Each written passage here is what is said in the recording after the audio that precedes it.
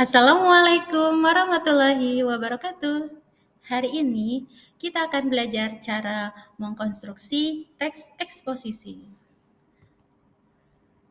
Bersama Ibu Nining Suryaningsih. Nah, Ibu mau menyampaikan kompetensi dasar yang harus kalian kuasai, yaitu mengkonstruksi teks eksposisi dengan memperhatikan struktur dan kaidah kebahasaan. Nah, Ibu mau bertanya dulu, mengkonstruksi itu apa ya artinya? Apa itu mengkonstruksi? Yang merupakan kata dasarnya konstruksi. Nah, untuk memahaminya, kita beranalogi dulu yuk. Kita main tebak gambar ya. Nah, di sini ada 4 gambar yang harus kalian satukan sehingga membentuk sebuah kata baru. Nah, coba perhatikan gambar berikut. Nah, apa ya jawabannya? Ya, jawabannya potongan harga. Potongan harga diambil dari 4 gabungan gambar tersebut. Ada gambar pot, ada gambar tong, ada gambar an, dan ada gambar simbol harga. Maka menjadi potongan harga. Maka bisa kita simpulkan bahwa mengkonstruksi adalah menggabungkan satu bagian dengan bagian lainnya sehingga membentuk suatu bagian yang utuh. Seperti itu ya. Nah, bisa juga kita maknai mengkonstruksi itu artinya membangun, membentuk, bisa juga menyusun. Jadi, intinya di pembelajaran hari ini kalian akan menyusun teks eksposisi dengan memperhatikan struktur dan kaidah kebahasaan. Sebelum kita menyusunnya, kita akan melakukan refleksi terlebih dahulu. Nah, apa saja yang harus kalian pahami sebelum kalian menyusun teks eksposisi? Nah, di sini ada 3 poin yang akan kita refleksikan, yaitu pengertian teks eksposisi. Jadi, kalau kita menulis, kita harus paham dulu teks ini membahas tentang apa sih? Lalu ada struktur. Bagian-bagian yang harus dimuat itu apa saja? Dan ada juga kebahasaan yang merupakan karakteristik dari teks eksposisi. Ada apa saja yang harus dimunculkan? Kita akan mulai refleksi yang pertama tentang pengertian teks eksposisi. Teks eksposisi adalah teks yang memuat informasi dan pengetahuan yang disajikan secara singkat, padat, dan akurat. Teks eksposisi juga bisa diartikan sebagai teks yang memiliki fungsi menyampaikan gagasan-gagasan atau pemikiran-pemikiran tentang suatu topik permasalahan. Jadi, teks eksposisi itu mengangkat suatu topik permasalahan. Jadi, itu kata kuncinya ya. Nah, dari topik ini kita memberikan gagasan-gagasannya atau memberikan ide kita terhadap topik permasalahan tersebut atau bisa pendapat-pendapat kita terhadap topik permasalahan tersebut. Oke, kita lanjut ke strukturnya. Nah, dalam menyusun sebuah teks eksposisi, tentunya kita harus memperhatikan apa yang harus kita tulis. Nah, di sini ada strukturnya nih, ada bagian-bagiannya yang harus kalian penuhi.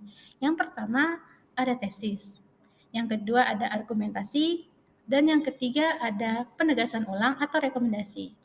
Tidak hanya sekedar tahu saja ya, kalian juga harus memahami apa yang harus kalian tulis nanti di bagian tesis. Jadi kan harus paham dulu, tesis itu bahas apa sih? Nah, tesis atau nama lainnya pernyataan pendapat merupakan bagian pembuka dari teks eksposisi. Nah, bagian ini tuh berisi gagasan utama yang ingin disampaikan berdasarkan fakta yang ada pada masalah yang diangkat. Bagian ini mengangkat suatu topik, kemudian membahas permasalahan, fakta, gambar, atau sudut pandang penulis. Jadi di sini akan terlihat penulis berpihak ke mana di dalam permasalahan yang dimunculkan. Nah, berikutnya ada argumentasi. Ini adalah bagian inti dari teks eksposisi, yaitu digunakan sebagai unsur penjelas yang mendukung tesis. Kalau misalkan kamu setuju terhadap sebuah permasalahan, maka dijelaskan di bagian argumentasi.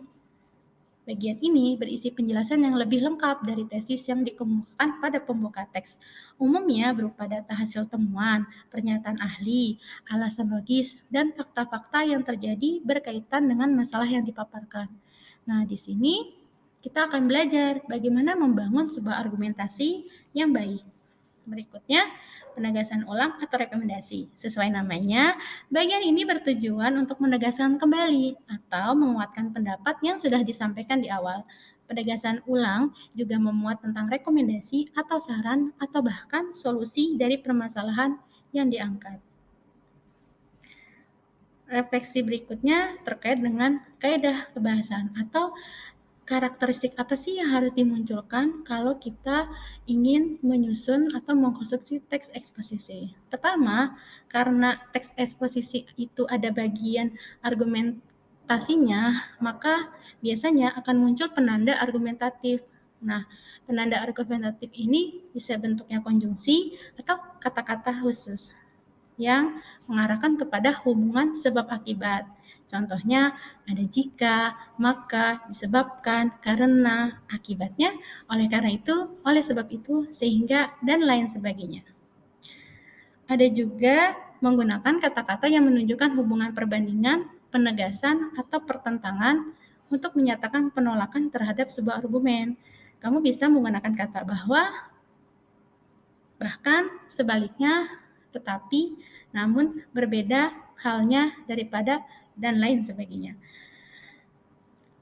Selain penanda argumentatif, ada juga penanda rujukan. Nah, penanda rujukan ini merupakan kata-kata untuk mengaitkan alasan dengan bukti. Nah, biasanya kita akan pakai ini di struktur argumentasi. Ada kata yang bisa digunakan adalah menurut, berdasarkan, merujuk, menyatakan, dan lain sebagainya. Berikutnya, ada kata-kata persuasif. Nah, berarti berdasarkan penjelasan struktur sebelumnya, ada yang namanya penegasan ulang atau rekomendasi yang isinya saran. Maka biasanya karakteristik bahasnya adalah menggunakan kata-kata yang persuasif, yang arahnya untuk menyatakan saran dan rekomendasi. Kalian bisa menggunakan kata sebaiknya, seharusnya, hendaklah, sepatutnya, perlu, dianjurkan, diperlukan, harus, seyogyanya, dan lain sebagainya. Nah, 3 refleksi ini harus kalian pahami ya, karena inilah modal untuk kalian menyusun atau mengkonstruksi teks eksposisi. Baik, kita akan langsung mulai menyusun teks eksposisi. Nah, ini ada langkah-langkah untuk mengkonstruksi teks eksposisi yang akan kalian lakukan. Nah, yang pertama, menentukan topik. Yang kedua, mencari referensi. Yang ketiga, membuat desain atau kerangka tulisan. Yang keempat, ada mengembangkan kerangka menjadi tulisan utuh atau sistematis. Yang terakhir, menyunting tulisan. Nah, langkah-langkah ini bisa juga kita berikan dalam bentuk tahapan menulis. Bahwa menulis itu ada tahapannya, ada pramenulis, ada menulis, dan pasca menulis.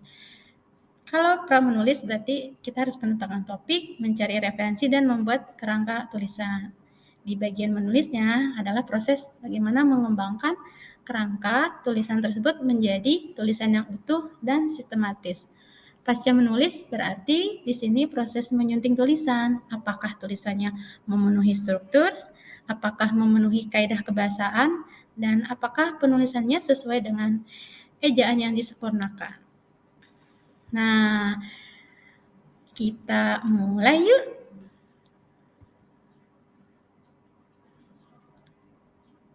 Nah, untuk memulai mengkonstruksi teks eksposisi, mari kita tonton video berikut ini.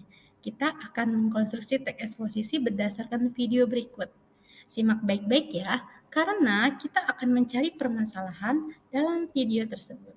Ngomongin makanan atau ngomongin bulan puasa itu kan juga identik dengan acara bukber yang lagi rame. Mall penuh banget. Tadi Tommy aja baru curhat sama saya. Mall tuh tiap hari rame banget.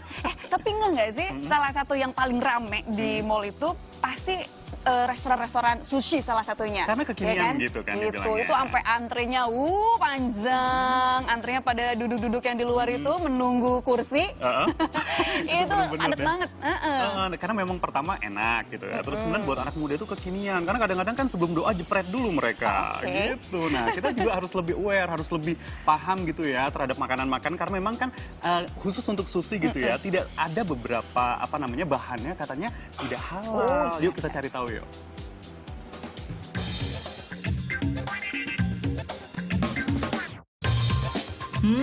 Puasa-puasa gini, siapa yang gak tergiur lihat sushi yang seger-seger? Gak dipungkiri, sajian khas Jepang ini sekarang jadi makanan favorit kita juga orang Indonesia. Tapi tahu nggak sih, kalau ada bahan-bahan pendamping sushi yang jika mengikuti asal negerinya yaitu Jepang, ternyata nggak halal. Yap, kecap yang menggunakan mirin dan wasabi yang biasa digunakan di Jepang nyatanya nggak halal. Itulah yang melatar belakangi Catur Irianto membuat restoran sushi namun dengan bahan-bahan halal tanpa mengubah rasa. Sushi Bar menjadi restoran sushi pertama di Indonesia yang mendapat label halal MUI. Restoran Jepang kan biasanya ada 3 komponen yang selalu ada sake, mirin, sama cuka. Nah ini 2 ini biasanya pasti tidak halal karena ada alkohol, yang 1 ini belum tentu. Jadi akhirnya kami sepakat ini kita hilangkan semuanya, kemudian kita bikin sendiri. Nah khusus wasabi, kami searching, ternyata di Indonesia belum ada yang halal, bahkan kami menemukan halalnya bukan di Indonesia, di Thailand. Jadi sampai sekarang kami masih menggunakan wasabi dari Thailand yang sepengetahuan kami sampai hari ini itu satu-satunya yang halal. Restoran yang menyajikan menu khas negeri Sakura seperti ramen dan sushi ini sejak 7 tahun lalu memang fokus ingin menjadi restoran halal yang aman untuk dikonsumsi para konsumen di Indonesia. Selain mengganti bahan-bahan yang tidak halal, semua bahan makanan di restoran ini juga diproduksi sendiri untuk keamanan makanannya. Selektif memilih partner kerja di bidang penyediaan bahan makanan nabati seperti daging ayam, daging sapi, hingga ikan salmon juga dilakukan. Rumah makan sushi yang mengusung konsep sederhana ini kedepannya juga akan menyediakan outlet terbaru dengan konsep yang lebih minimalis. Tujuannya agar para konsumen dapat merasakan kenikmatan hidangan sushi seperti di negara aslinya. Lucy Olowan, Rio Pramasta melaporkan untuk NET. Nah, bagaimana video yang sudah kalian tonton tadi? Nah, dari video tersebut, kita akan mencari topik permasalahan. Sesuai dengan pengertian dari teks eksposisi, kita akan menentukan topik permasalahan dari video yang tadi ya. Nah, kita akan mengikuti langkah-langkah yang harus kita lakukan untuk menyusun teks eksposisi.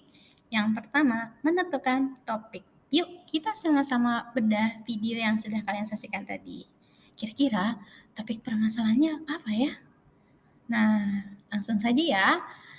Topik yang bisa kita ambil dari video tersebut adalah tentang keberadaan restoran di Indonesia yang mengusung makanan khas negara lain. Di video tersebut membahas tentang sushi sebagai makanan khas dari negara Jepang. Nah, dari topik ini kita akan mencari permasalahannya ya. Nah, tadi kan di video tersebut dijelaskan tentang kehalalan makanan sushi yang ternyata ada unsur-unsur makanan di dalam sushi itu yang non halal. Nah, itu adalah permasalahan yang akan kita bahas.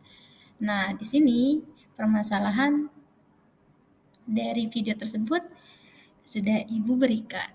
Nah, masalahnya adalah bahwa mayoritas penduduk Indonesia itu kan beragama Islam dan umumnya sangat memperhatikan kehalalan dari apa yang dikonsumsi.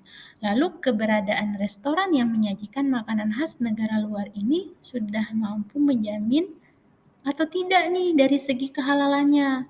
Apakah mereka punya sertifikat kehalalan? Seberapa penting sih sertifikat kehalalan bagi sebuah restoran? Nah, itu adalah topik permasalahan yang akan kita jadikan teks eksposisi. kalau kita sudah menentukan topik permasalahan, maka kita akan mudah dalam menyusun teks eksposisi. Oke, langkah kedua yang harus kalian lakukan adalah mencari referensi. Ketika masalah sudah kalian tentukan, maka kalian harus mencari sumber referensinya. Nah, tadi kan kita sudah bahas permasalahannya terkait tentang kehalalan sebuah makanan khas negara dari luar. Nanti masalahnya mengarah kepada seberapa penting sih sertifikat kehalalan bagi sebuah restoran. Nah, maka kita akan membuat sudut pandang penulis di bagian ini. Sertifikasi halal bagi restoran khas negara lain itu penting. Ini adalah sudut pandang penulis. Mengapa penting? Nah, di sini kita harus mencari referensi hal ini. Jadi, Ibu ulangi lagi ya, permasalahan yang ada di dalam video tersebut harus kita gali dari sudut pandang penulis. Masalahnya apa dan kita ada di pihak yang mana. Nah, karena kita membahas tentang makanan khas luar, yang kemudian restoran-restoran yang mengusung makanan khas luar tersebut nyatanya harus memiliki sertifikasi halal. Nah, sertifikasi halal ini nyatanya penting. Nah, mengapa itu penting? Harus kalian jelaskan. Baik, langkah kedua adalah membuat kerangka tulisan. Nah, dalam membuat kerangka tulisan, tentunya kita harus merujuk pada susunan dari struktur teks eksposisi. Di awal, kalian sudah melakukan refleksi. Ya, struktur pertama yang harus kalian tulis adalah tesis. Kita akan membuat kerangka tulisannya dulu ya. Baik, kita sudah menemukan masalah. Ya, masalahnya adalah keberadaan restoran-restoran khas negara lain di Indonesia yang masih diragukan kehalalannya. Karena tesis itu kan harus mengandung masalah ya. Nah, dari masalah ini kita tuh ada di pihak yang mana. Nah, tadi sudah dibahas sebelumnya bahwa pandangan penulis di dalam topik permasalahan ini adalah pentingnya kepemilikan sertifikat halal pada restoran-restoran tersebut atau restoran-restoran yang mengusung makanan khas luar. Baik, itu adalah kerangka dari tesis. Berikutnya, struktur yang kedua adalah argumentasi. Nah, di dalam argumentasi, kalian harus menjelaskan mengapa sertifikasi itu penting. Nah, untuk membangun sebuah argumentasi yang baik, Ibu memberikan tipsnya nih, yaitu kalian harus menjelaskan alasan, tidak cuma cukup sekedar alasan ya, tapi harus dibuktikan. Nah, untuk semakin menyempurnakan argumentasi kalian juga harus menjelaskan bukti atau bukti yang kalian cantumkan itu harus kalian jelaskan. Wah, itu argumentasinya akan sangat baik sekali. Ya, jadi alasan apa sih mengapa sertifikasi itu penting? Oh, karena sertifikasi itu bisa dijadikan jaminan bagi konsumen. Buktinya mana? Oh, ada di Undang-Undang JPH dan Undang-Undang Perlindungan Konsumen. Nah, dampak dari keberadaan undang-undang ini apa? Oh iya, nanti ada dampaknya. Nanti kita susun ya. Oke.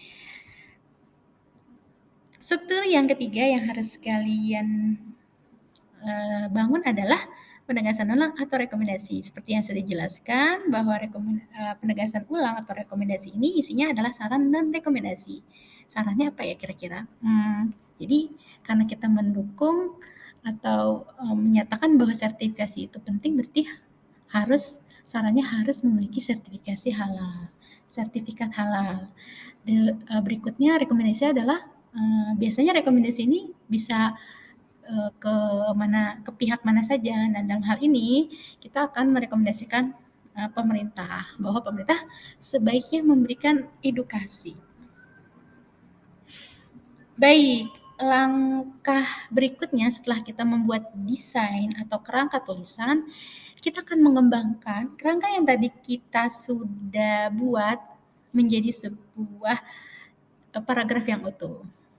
Langkah keempat yaitu mengembangkan kerangka menjadi tulisan yang utuh. Nah, jadi kita sudah buat ya kerangka tulisan dari tesisnya, masalahnya sudah ada, pandangan penulisnya sudah ada, kita akan kembangkan. Nah, ini contohnya. Ibu bacakan ya. Keberadaan makanan-makanan khas dari berbagai negara yang muncul di Indonesia membuat tren kuliner Indonesia semakin beragam, sehingga saat ini banyak muncul restoran-restoran khusus yang menyajikan makanan khas sebuah negara tertentu. Misalnya makanan khas Korea, Jepang, dan Thailand. Namun, di balik semua ini, hal yang harus dipastikan adalah apakah bahan-bahan yang mereka gunakan untuk membuat makanan tersebut terjamin kehalalannya. Hal ini harus menjadi perhatian penting, mengingat 3 negara tersebut kerap menambahkan bahan-bahan non-halal pada makanannya yang tidak selaras dengan kondisi masyarakat Indonesia yang mayoritasnya adalah Muslim. Oleh karena itu, restoran-restoran ini harus memiliki sertifikat halal. Nah, ini jelas sekali, masalahnya ada, pandangan penulisnya juga ada. Berarti memenuhi syarat dari tesis itu sendiri, yaitu ada masalah dan menyajikan juga kondisi fakta yang terjadi yang sebenarnya, diikuti pandangan penulis itu ada di mana. Baik, sekarang kita beralih ke argumentasi. Tadi kita sudah membuat desain atau kerangka di bagian argumentasi, yaitu ada alasan, diikuti bukti, diikuti penjelasan bukti. Nah, ini harus kalian kembangkan menjadi satu bagian yang sistematis. Seperti ini contohnya. Sertifikasi halal ini sangat penting dimiliki sebuah restoran karena dapat dijadikan jaminan bahwa restoran tersebut diolah dengan bahan-bahan halal dan diproduksi dengan cara yang halal. Hal ini ditegaskan dalam Undang-Undang Perlindungan Konsumen Nomor 8 Tahun 1999 tentang Hak Perlindungan Konsumen, bahwa berdasarkan undang-undang tersebut, konsumen memiliki hak mengetahui apa saja informasi terkait produk yang dikonsumsinya. Hal ini diperkuat juga dengan Undang-Undang Nomor 33 Tahun 2014 tentang Jaminan Produk Halal atau Undang-Undang JPH yang menyatakan bahwa pemerintah mewajibkan pelaku usaha memiliki atau mendaftarkan produknya untuk mendapatkan sertifikasi halal. Dengan adanya jaminan kepada konsumen ini akan mampu meningkatkan kepercayaan konsumen sekaligus memberi rasa tenang dan aman. Selain itu, jaminan ini juga akan mampu memberikan dampak positif bagi pemilik restoran dalam hal kenaikan omset penjualan karena konsumen akan cenderung memilih restoran bersertifikat halal dibandingkan yang tidak atau belum bersertifikat halal. Wah, ini bagus sekali ya argumentasinya lengkap. Ada alasan, diikuti bukti, dan buktinya dijelaskan. Jadi, kalau ingin membangun argumen, kalian harus memperhatikan 3 poin tersebut ya. Baik.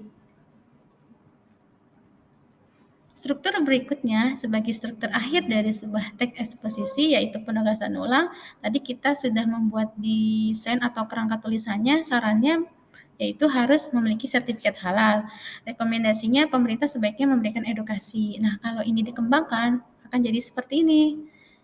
Kepemilikan sertifikat halal pada restoran-restoran di Indonesia akan banyak membawa dampak positif bagi konsumen, produsen, dan pemerintah. Oleh karena itu, pelaku-pelaku usaha restoran, khususnya restoran yang mengusung makanan khas negara lain, harus fokus pada hal ini. Jangan hanya fokus pada urusan izin usaha saja. Selain itu, pemerintah juga sebaiknya giat memberikan edukasi tentang kepengurusan dan kepemilikan sertifikat halal kepada pelaku-pelaku usaha agar tren makanan di Indonesia itu tidak hanya tentang enak, higienis, tetapi juga halal. Nah, di sini memenuhi syarat dari struktur penegasan ulang yang isinya ada saran dan juga ada rekomendasi. Nah, berikutnya langkah yang kelima, kita akan menyunting tulisan yang sudah kita buat tadi ya. Nah, dalam menyunting tulisan, di sini ada 3 poin yang bisa kalian lakukan. Pertama, dicek apakah tulisannya memenuhi struktur, apakah strukturnya lengkap. Karena tadi kita sudah bahas satu persatu secara bersama-sama, berarti strukturnya lengkap ya. Jadi kita udah bahas tesis, udah bahas argumentasi, kita juga sudah bahas penegasan ulang atau rekomendasi.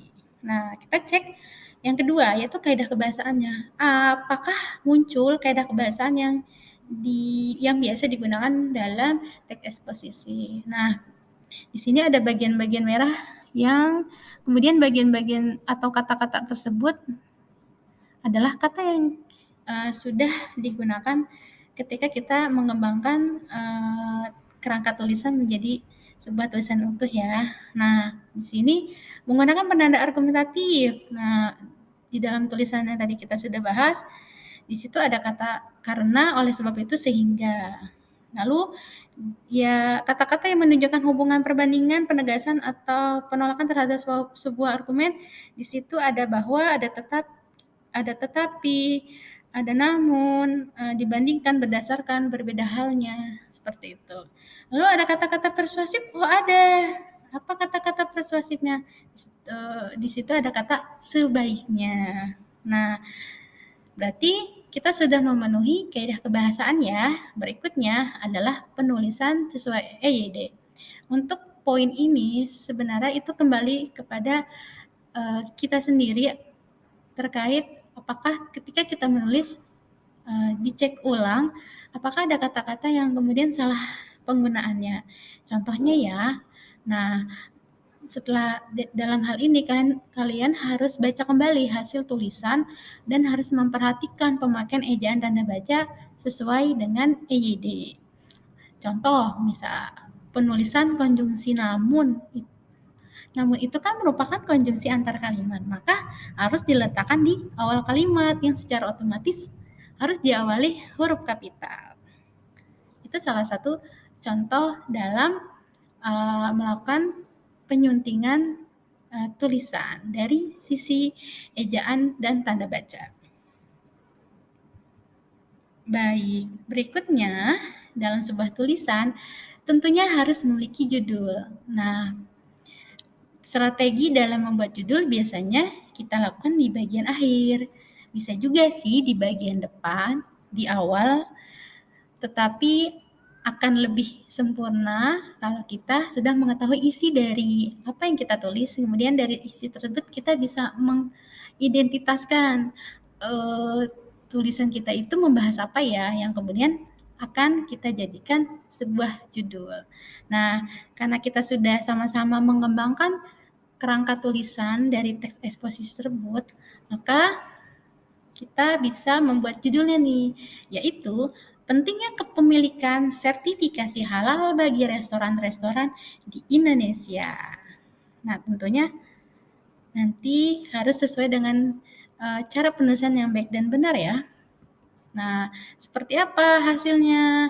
Nah, inilah hasilnya. Hasil konstruksi teks eksposisi dari video yang sudah kita saksikan bersama-sama. Bagaimana? Mudah bukan? Iya. Mengkonstruksi teks eksposisi itu mudah kalau kalian sudah memahami dari sisi teori dan mengikuti langkah-langkah dari menyusun sebuah teks eksposisi. Kalian bisa mencobanya dengan mencari topik permasalahan yang lain. Baik, terima kasih. Semoga bermanfaat. Wassalamualaikum warahmatullahi wabarakatuh.